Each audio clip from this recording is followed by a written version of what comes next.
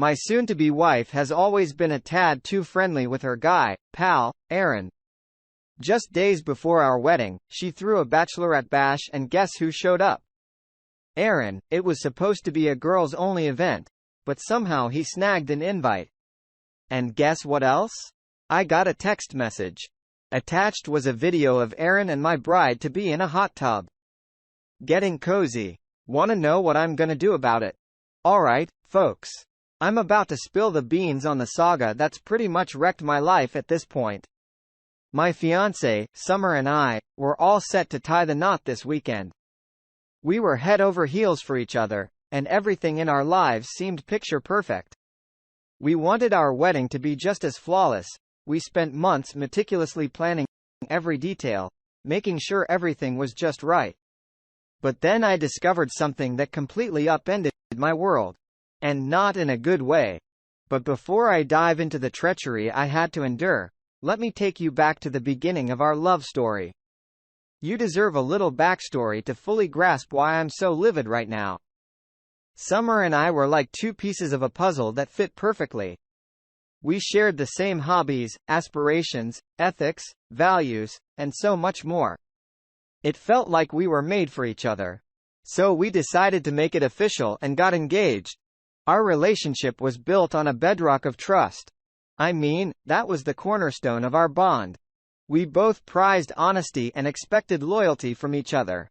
Frankly, I never had a reason to question Summer's fidelity. I took great pride in the trust we had for each other, often bragging about it to friends and family. I felt it was something worth boasting about. But after what I discovered, I don't think I can claim that right anymore. The trust, the loyalty, everything we had built, just shattered like fragile glass. Despite the strong trust in our relationship, there was always one aspect that made me uneasy. It was Summer's relationship with her best friend, Aaron. They've been inseparable since they were kids, around 5 years old. So I get why they're so tight-knit, but their closeness always bothered me. I believe that once you're engaged or married, there should be certain boundaries in place when it comes to close friends of the opposite sex. I understand they share a lot of history, and their bond is purely platonic. But my discomfort was always dismissed as me being insecure about our relationship. I was totally confident in our relationship. Initially, I tried to downplay my discomfort, acting as if it didn't bother me as much as it did. I didn't want to be seen as the guy who couldn't handle his girl having male friends. So I chose to trust Summer and respect her friendship. But as our relationship progressed, this nagging feeling inside me, the kind that makes your stomach churn, just wouldn't fade away. No matter how hard I tried to ignore it, there were moments when I couldn't overlook it, so I decided to have a conversation with Summer about it. I wanted to be open and honest about my feelings because I believed she deserved to know what was going on in my mind. But somehow, she always dismissed my concerns, claiming I was overthinking things. She insisted they were just close friends and reassured me that I had nothing to worry about. She said she saw Aaron as a brother. Nothing more. But I couldn't shake the feeling that she wasn't being entirely truthful, or perhaps that's just my hindsight talking. Now that I'm privy to the whole truth, but back then, I chose to let it slide, believing she wouldn't deceive me, especially since she knew how I felt about the whole situation. So we continued with our lives. Our relationship was rock solid, and I didn't want any hiccups to disrupt that. She brought so much joy into my life. She made me feel like happiness was within reach. You know? Life isn't just about existing. It's about finding joy too. I didn't realize this until she came into my life, and I wasn't ready to let that go over some guy the first was uncomfortable with her being friends with. Honestly, our friends often looked to us for relationship advice. They admired our seemingly flawless relationship, and were always curious about our secret. We were the kind of couple people aspired to be, the kind that showed the perfect balance of love and respect for each other. We would share tales of our shared adventures, and we tell everyone how we celebrated each other's victories rather than just our own. We were each other's rock during tough times, providing unwavering support. However, our seemingly perfect relationship was about to hit a rough patch.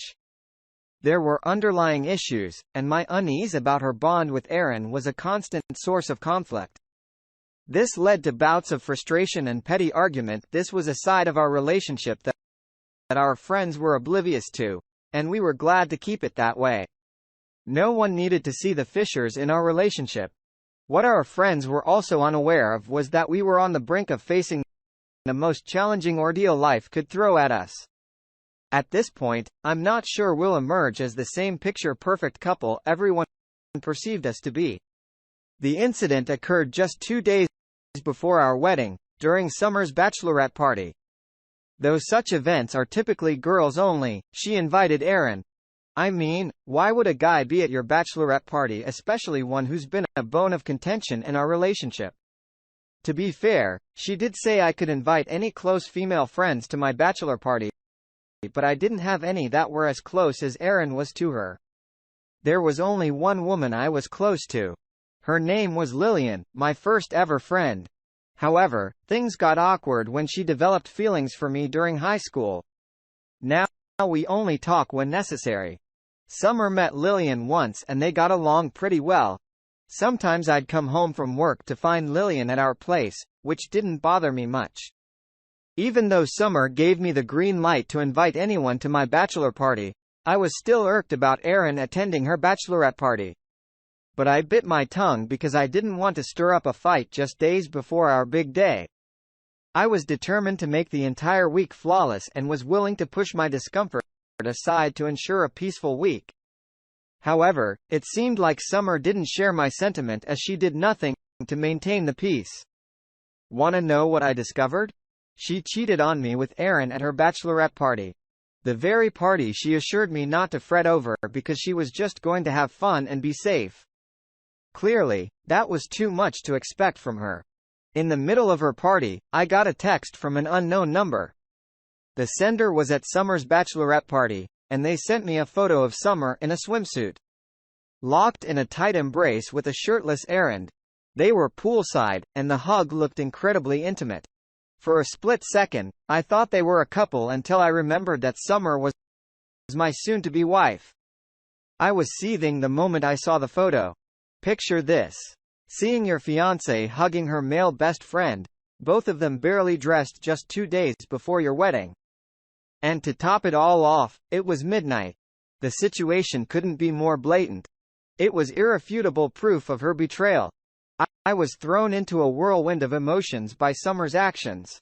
I felt a mix of confusion, anger, and heartbreak. I was swamped by a tidal wave of feelings. My mind was a whirlpool of questions. How could she do this? How long has this been happening? Did she ever truly love me? These questions were spinning in my head, leaving me utterly bewildered. I was struggling to keep my thoughts in order. I tried to calm myself down with some breathing exercises, desperate for answers, but the sender of the text was unknown. If I could just figure out who sent me that photo, I could start to unravel the answers to my questions. But I was in the dark about who sent it. The number was unfamiliar, one I'd never encountered before. I tried to inquire who it was, thinking perhaps it was someone I knew who'd switched numbers and forgotten to inform me that sort of thing happens. Right? But when I asked the sender to identify themselves, they brushed me off, telling me to focus on the treachery at hand from my soon-to-be wife. And boy, did I focus? I spent the entire night meticulously plotting my revenge on Summer. Now I know what you're probably thinking. It's not exactly a normal reaction to immediately start scheming revenge when you discover your fiancé's infidelity. But for me, her actions were a profound betrayal of my trust, something I couldn't just let slide. I also knew that confronting her directly would likely lead to a heated argument filled with excuses and justifications that I knew would be nothing more than lies. No one just casually hugs a friend like that, especially not in such an intimate setting. But I knew Summer would likely dismiss my concerns, claiming I was overreacting to a brief video clip. If I know her well, she'd likely advise me to keep a level head and not let my feelings get the best of me. Honestly, that's a bit of a bummer. I mean, when I discover her infidelity, I want to react with my heart as much as with my head. So I came up with this whole scheme to regain some control over the situation and make it clear to everyone that I'm not a pushover. I refuse to be the casualty of such a disrespectful act. In my mind, I was already on the path to finding closure and reclaiming my dignity. At first, I thought I'd keep my plan simple, just exposure for coming between me and leaking private photos and all. But then it hit me that it might not be enough to quench my thirst for justice. I wanted her to feel the same level of betrayal and pain that I did, even if it meant going a bit overboard. I'm prepared to go that far. I knew I couldn't orchestrate this alone, particularly because my plan required another person's involvement, someone I knew who could lend a hand. So the next morning, I rang up Lily. We hadn't spoken in a while, but when I spilled the beans about everything that had happened, she was just as taken aback. After all, no one saw this coming from Summer. Lillian was taken aback when she discovered the turmoil brewing in what seemed like a picture-perfect relationship.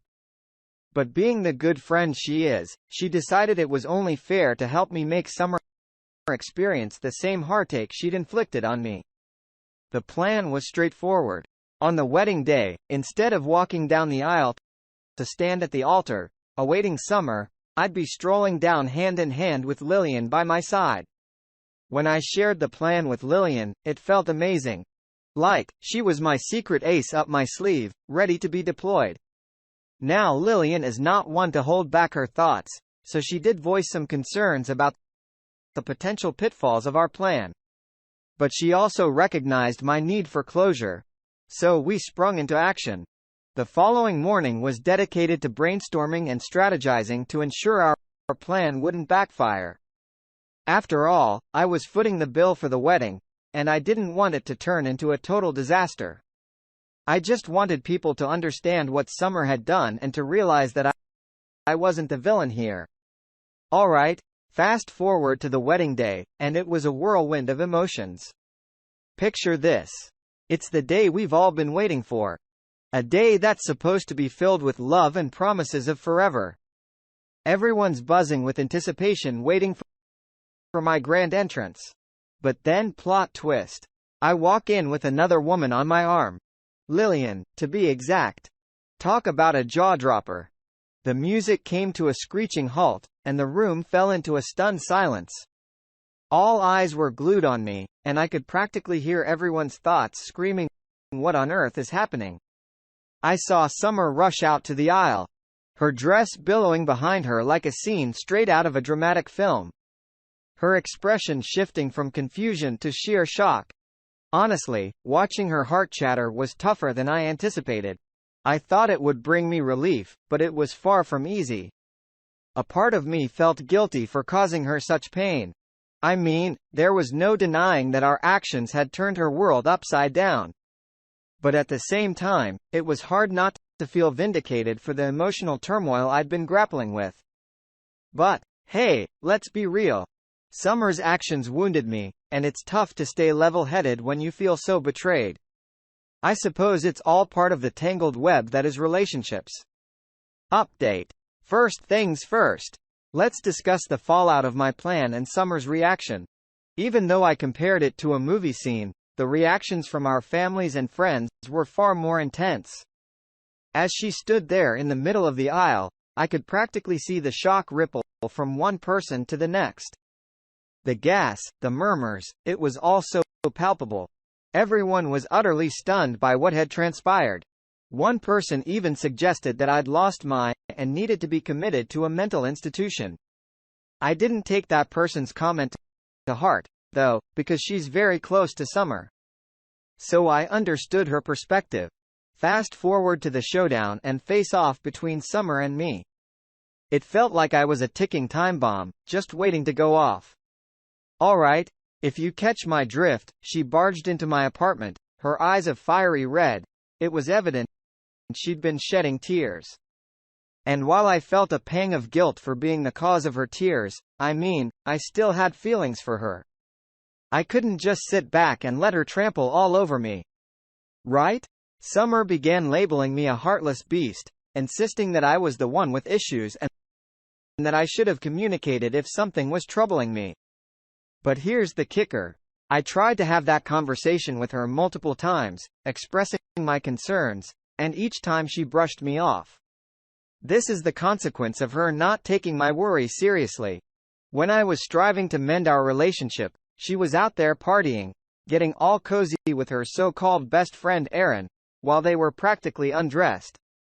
So, no, I don't feel that guilty anymore because frankly, she had it coming. At one point, the argument escalated to such a degree that she hurled a lamp at my head. I mean, who does that? I was taken aback because I never pegged her as the violent type, but she essentially proved me wrong at that moment. Things got really intense, so I gave her an ultimatum. Either she could stop throwing a tantrum and we could sleep in separate rooms, or she could hit the road. This lady had the audacity to laugh in my face and storm out, slamming the door behind her, probably running back to that sleazeball, Aaron. I didn't hear a peep from her all night, and deep down, I couldn't help but question if Summer was genuinely in denial. Alright, I get it. Maybe she didn't harbor romantic feelings for him, but it was glaringly obvious that Aaron was smitten with her from the start. Especially given how handsy he was around her all the time. So how could she dismiss everything in a heartbeat? I mean, I even have footage of them in a rather intimate hug, sent by an anonymous source, and she still wouldn't admit to her infidelity. It felt like I was grasping at straws at this point because there was no way we could revert to our old selves. I had to confront the bitter truth that our relationship had morphed into this pit of insecurity, anger, pain, and distrust. And I had to face the harsh reality that perhaps she wasn't destined to be mine. That doesn't mean I can't make her feel lousy, though, because she shattered me. I spent that night drowning my sorrows in alcohol, ignoring calls from everyone, and essentially disappearing off the grid.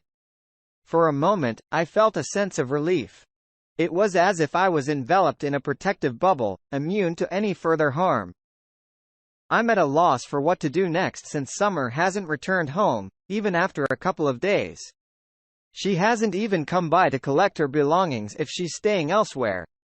For the time being, I'm laying low, avoiding everyone, and pretending I vanished off the face of the earth because I just don't have the mental stamina to deal with people right now. Update 2. I'm back with another update because let's face it, my life never seems to run smoothly. Does it? After the massive blowout with Summer, she didn't show up at our shared home for nearly a week. I'm not exactly sure, but it's been around 5 or 6 days. Instead of her, the main antagonist of this saga, Aaron, decided to drop by.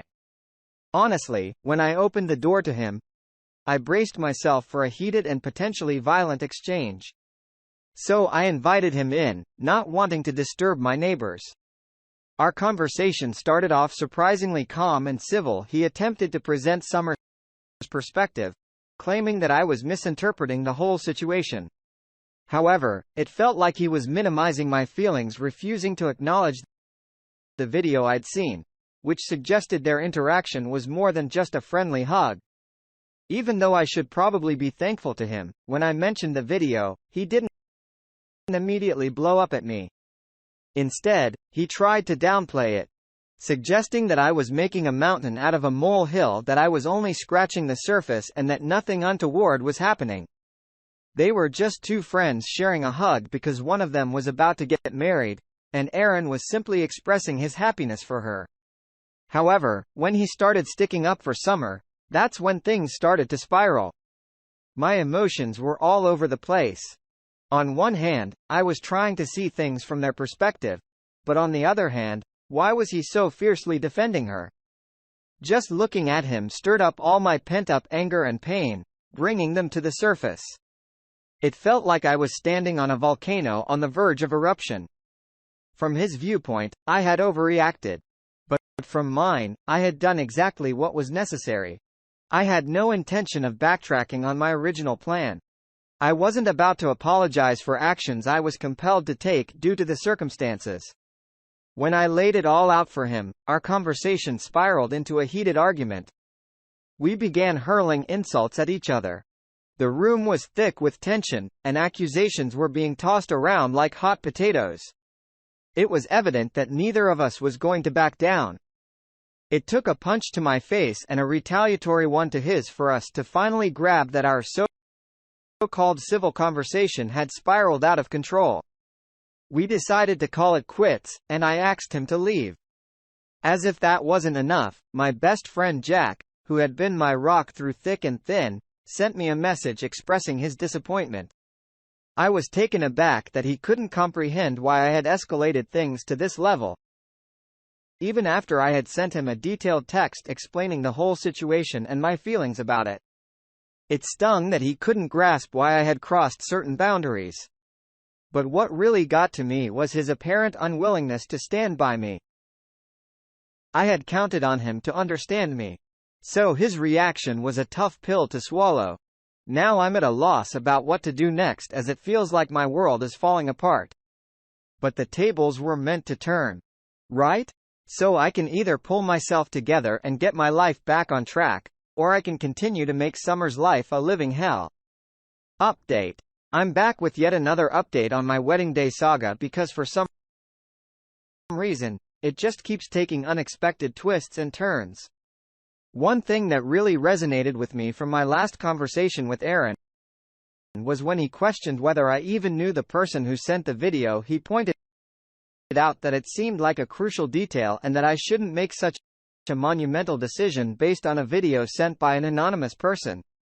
His point hit home, honestly. I mean, yeah, I see where he's coming from, and I started feeling a pang of guilt for the pandemonium I'd unleashed. So armed with determination and a bag of Cheetos, I decided to embark on a digital quest to uncover the identity of the mysterious text sender. I tapped into my inner Sherlock Holmes and figured the best approach would be to trace the IP address of the sender and extract their information from it. I'm pretty adept at tracking IP information, having worked as an IT guy for a considerable period. It's a skill I've picked up over the years, so it wasn't a big deal. But as I was doing it, my heart was thumping like a drum. My eyes were practically glued to the screen because I was desperate to know who this person was. And I was on edge. I felt like I was about to let out a scream every time the loading bar appeared. And, oh my gosh, you guys can't comprehend the level of shock I experienced when I discovered the identity of the anonymous sender. The digital breadcrumbs led me right to the virtual doorstep of none other than Lillian. Yes, the very same Lillian who accompanied me down the aisle. The same Lillian who consoled me during those tough times and reassured me that I was making the right decision. When I discovered this, I was at a loss as to why she would do this to me. But then it hit me. Maybe she was just trying to watch my back and keep me informed about what was going on behind the scenes, which I should appreciate. Right? But then why did she send the message anonymously? If she was on my side, I needed answers. So I decided to confront, and you know what I discovered? She had exaggerated the situation because she had feelings for me and believed that Summer was unworthy of a man like me. So this was her scheme to split us up. I'm devastated by this revelation. I can't believe I got ensnared in this scheme and destroyed the most beautiful part of my life because of someone like Lillian. I'm going to reach out to Summer again, try to make her understand my perspective. But I know I've hurt her. I've shattered her tender heart in a terrible way. Update number 4. So I'm back with another update. This is likely going to be my last one. After this, I don't think there's much left to discuss.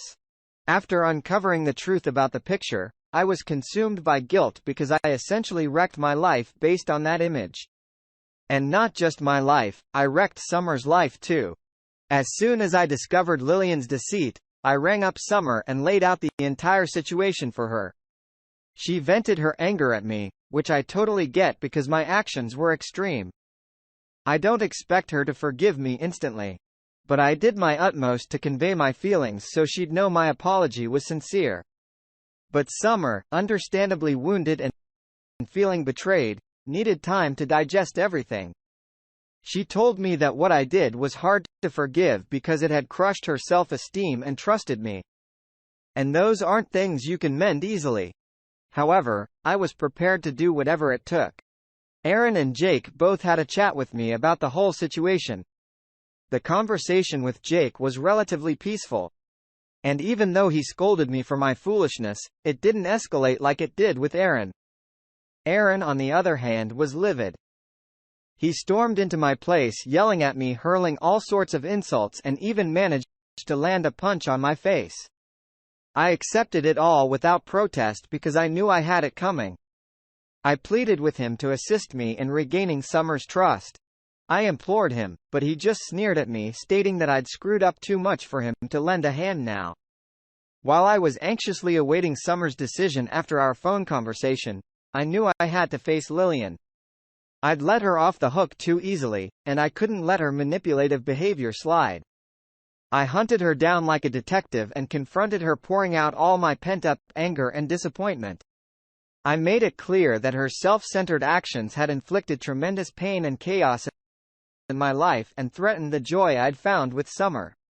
But it seemed like she was unfazed, as she was still trying to persuade me to date her instead, claiming she could, quote, bring me more happiness than Summer ever could. I was so infuriated by her audacity that I didn't trust myself not to harm her, so I walked away.